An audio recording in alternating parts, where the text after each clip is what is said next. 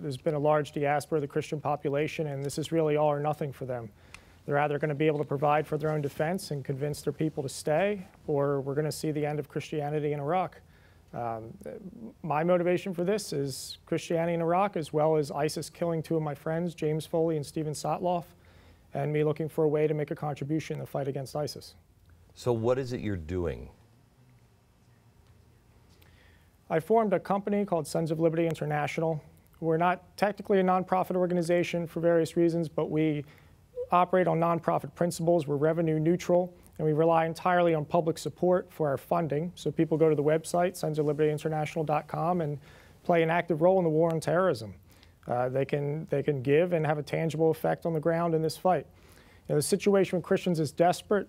We're in a hurry to help them. We just finished training a battalion of them to defend their lands against ISIS, and the work continues. And really, the only thing holding us back now is limited funding.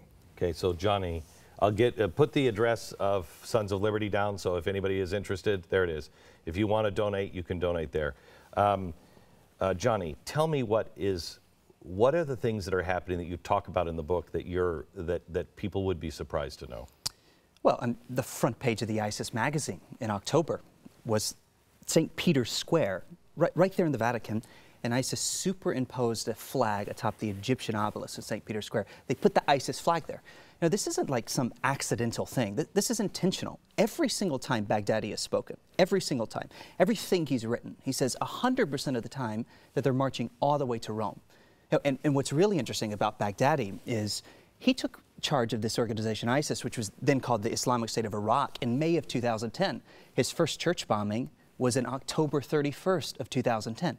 Almost as quickly as he took the reins, he went after these Christian populations. And in that particular situation, I mean, he has these guards dressed as security guards. They show up inside this Catholic church in Baghdad, Our Lady of Salvation.